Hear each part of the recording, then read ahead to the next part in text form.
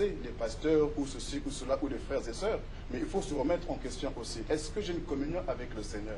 Est-ce que vraiment j'aime Jésus? Est-ce que je me suis attaché à un homme ou alors à Jésus? Si c'est Jésus, à ce moment-là, quand le juste crie, l'Éternel l'entend. Quel que soit l'endroit où il est, il peut être dans la fosse au lion, dans la fournaise de feu, il peut être dans la boue. Si le juste crie, l'Éternel l'entend. Donc, je voudrais encourager justement beaucoup de gens qui se disent victimes de traumatisme, de blessures, de déception de la part des pasteurs ou des frères et sœurs des églises. Mais j'aimerais également que tu te remettes en question, que tu fasses un cercle autour de toi pour te poser la question. Quelle est ma part de responsabilité dans tout ce qui s'est passé? Parce que X ou Y peuvent faire mal, mais moi, j'ai une communion avec Dieu. Le Seigneur dira que 1000 tombent à mes côtés, 10 000 à ma droite, je ne serai pas atteint. Et si je suis atteint, pourquoi je suis atteint? Est-ce que j'ai laissé une porte ouverte de façon à ce que j'étais atteint et je suis par terre? Maintenant, je reconnais ma part de faute, je crie au Seigneur. Ou alors je continue toujours à me mettre une couverture sur moi et à toujours avoir des boucs émissaires. Oh non, je ne prie pas parce que tel pasteur a fait ceci. Oh, je ne prie pas parce que tel frère ou sœur se comporte de telle ou telle manière. Donc ça commence par une responsabilisation personnelle. Donc chacun doit être responsable de sa communion avec le Seigneur. D'accord. Il y a une crise identitaire, ça c'est sûr, on le remarque bien dans les églises. Par rapport à cette crise identitaire, j'aimerais que vous parliez également au peuple de Dieu. Comment sortir de cet état de crise? Comment savoir à un moment donné qui on est afin de pouvoir s'aimer soi-même, vivre avec soi-même et pouvoir avancer et atteindre sa destinée? Mais je pense que pour savoir où on va, il faut d'abord savoir d'où on vient. Et en général, beaucoup ne rentrent pas en soi pour voir un petit peu le passé. Parce que ce que je suis aujourd'hui, c'est le résultat de ce que j'ai vécu hier. Amen. Et donc, ce que j'ai vécu hier, je dois d'abord le mettre sur table. Et analyser chaque domaine de ma vie, ou chaque saison de ma vie, chaque période de ma vie, pour savoir quel est le temps où le diable est venu pour venir détruire. Que l'on soit chrétien, que l'on soit païen, je pense que parmi nous, lorsque nous étions ensemble, le Seigneur, beaucoup étaient blessés. Beaucoup ont vécu des traumatismes vraiment alors terribles. Et lorsqu'ils se sont donnés au Seigneur, Jésus-Christ les a affranchis, les a libérés de ces choses-là. Mais malheureusement, le traumatisme continue à régner dans le cœur des gens. Beaucoup ont quitté l'Égypte, mais beaucoup n'ont pas oublié l'Égypte. Beaucoup sont sortis de l'Égypte, mais l'Égypte continue à régner en eux. Et c'est ce que je définis, le traumatisme, je le définis comme étant des traces, des empreintes que le diable laisse dans le cœur des gens. Là, on est en train de rentrer dans le vif du sujet de votre bouquin, c'est finalement. Ça, oui, oui. Faites, voilà. Donc, en fait, ce sont des traces, des empreintes que le diable laisse au travers des hommes par des mouvements électrochocs, par des lésions, par des blessures. Et donc, le diable peut te blesser aujourd'hui, mais les résultats ou les conséquences vont agir ou réagir que 15 ans plus tard. Même sur d'autres générations. Tout à fait. Et c'est pourquoi il est important que le chrétien aujourd'hui s'assoie pour savoir qui je suis, de d'abord savoir d'où je viens. D'où je viens, qu'est-ce que j'ai vécu dans mon passé, quel est l'élément qui a perturbé ma vie, quel est l'élément qui a troublé ma vie. Est-ce que cet élément continue à me hanter? Est-ce que cet élément continue à m'oppresser? Si oui, c'est que quelque part, je n'ai pas encore vaincu la chose. Ce travail, on peut le faire par soi-même ou on a besoin d'aide? On a besoin d'aide. On a besoin d'aide parce qu'un prisonnier ne peut pas sortir de prison seul. Il a toujours besoin d'une aide extérieure. Et pour ça, on a besoin des anciens, des responsables, vraiment des amis dans le Seigneur qui sont vraiment amis. Parce que malheureusement, beaucoup ne sont pas amis. Il y a beaucoup qui aiment écouter, mais qui ouvrent des radios locales, parce qu'avec la téléphonie aujourd'hui, souvent la gratuité, on peut appeler telle ou telle personne pour expliquer, voilà, le frère s'est confié en moi, la sœur s'est confiée, et puis voilà, malheureusement, ça déçoit, ça blesse encore beaucoup. Mais il est important que la personne qui veut vraiment s'en sortir, prie le Seigneur. Et je suis convaincu que le Seigneur est celui qui peut amener des Nathan à nos côtés. Nathan était un homme qui était un prophète, mais David était un appelé du Seigneur, un homme selon le cœur de Dieu. Mais l'homme selon le cœur de Dieu était sale. Il a été sali par le péché qu'il a commis avec Bathsheba et notamment le péché de Uri, en tuant, donc faisant tuer Uri. Mais lorsque Nathan s'est approché de David, et Nathan lui a raconté une histoire, et David était rempli de colère parce que dans l'histoire, on parlait d'un pauvre et d'un riche. Et David était en colère pour dire, mais comment est-ce que cet homme riche a pu faire ça aux pauvres? Et Nathan, à la fin, lui dit, mais cette histoire, ça te concerne. Et la réaction de David a été la bonne. il n'a pas chassé Nathan, il n'a pas insulté Nathan, il n'a pas fait enfermer Nathan, mais ce qu'il a dit, c'est que je reconnais mon péché. Et nous voyons comment, dans le psaume 51, comment David déchire son cœur devant le Seigneur.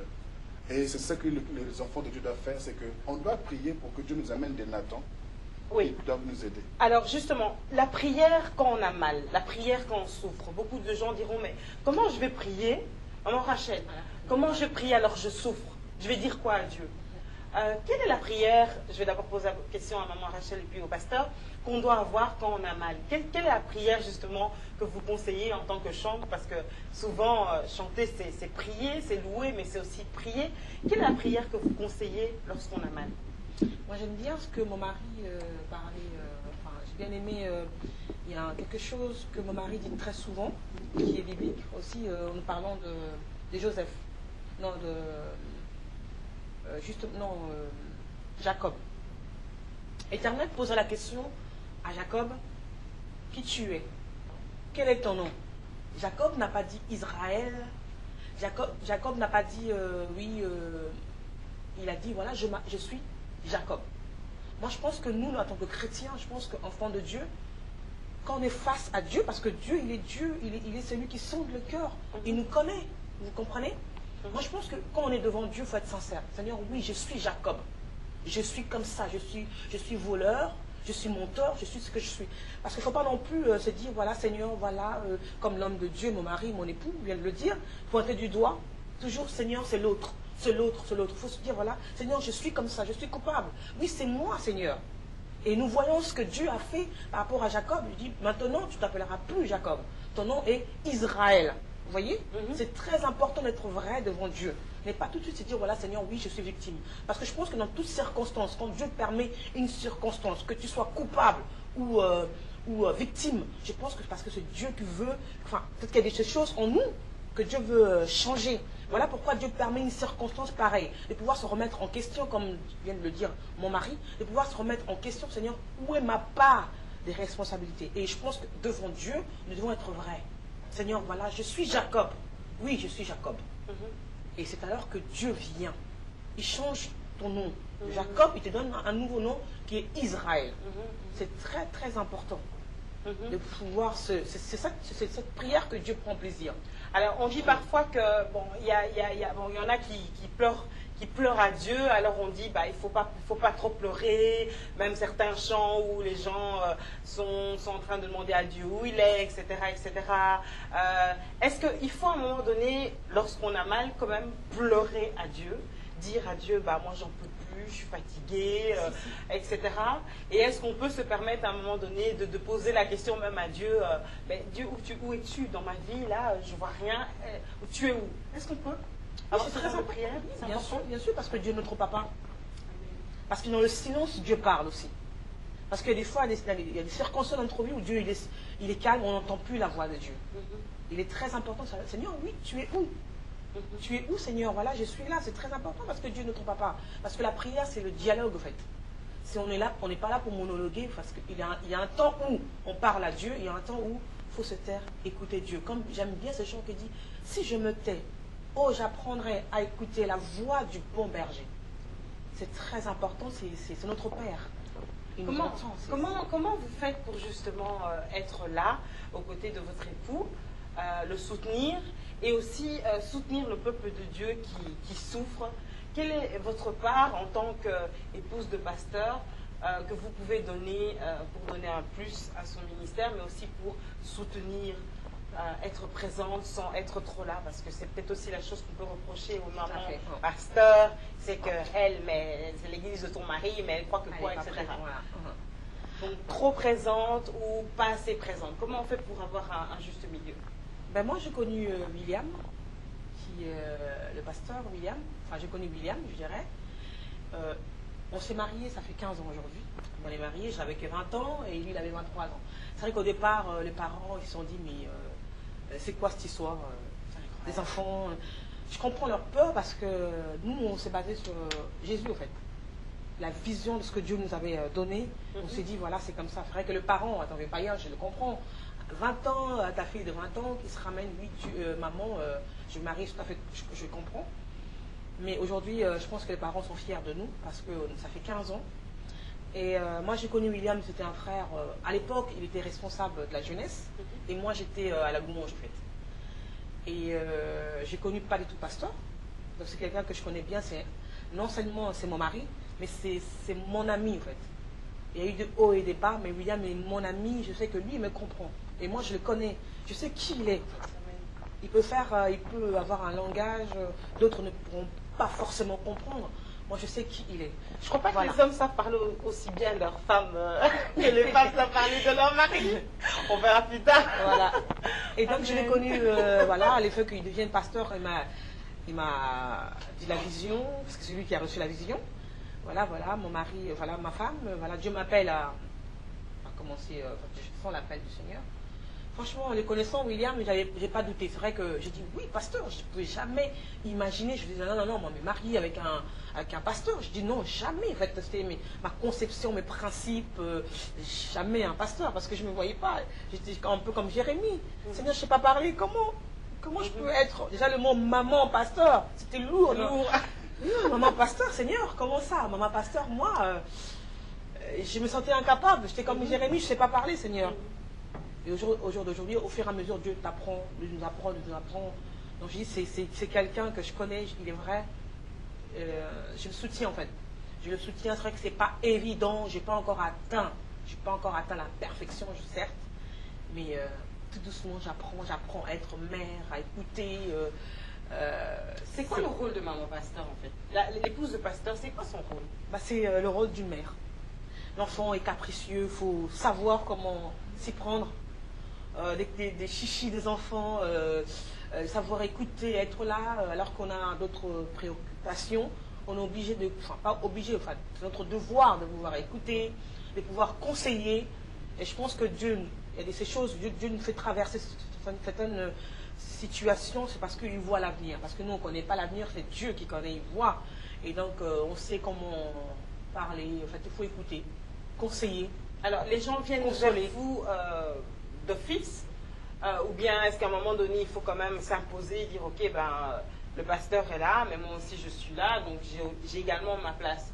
Est-ce qu'il faut quelque part imposer sa place en tant que maman pasteur? Oh non, je pense que non. Parce que moi, je suis quelqu'un de très... Souvent, quand ils arrivent à l'église, on ne sait pas qui est ma pasteur. Ça ne fait pas très longtemps que je me mets à côté de mon mari. Wow. C'est très important au culte de se mettre à côté de son époux. Parce qu'au départ, quand les gens arrivent, je vais vous raconter une petite histoire d'une bien-aimée qui vient à l'église. C'est vrai qu'elle arrive, elle s'est dit, elle vient vers moi, elle fait oui, en fait, elle cherchait des conseils en fait. Elle fait oui, est-ce que vous êtes mariée? J'ai fait oui, je suis mariée. Pourtant, ça faisait très longtemps qu'elle venait à l'église. J'ai dit oui, je suis mariée, oui. Elle fait ah d'accord, donc ton mari est à l'église? Je fais oui, mon mari est à l'église. Et donc elle cherchait à comprendre, elle cherchait à savoir c'est qui ton mari. J'ai dit tu vois le pasteur, celui qui a prêché, c'est mon mari. Fait. Elle était d'un air étonnée. Donc là, vous êtes vachement effacé là quand même. Hein? Mais après, avec le temps, on s'est dit, mon mari a une très bonne idée de pouvoir s'asseoir à côté. C'est vrai qu'on est très unis en fait.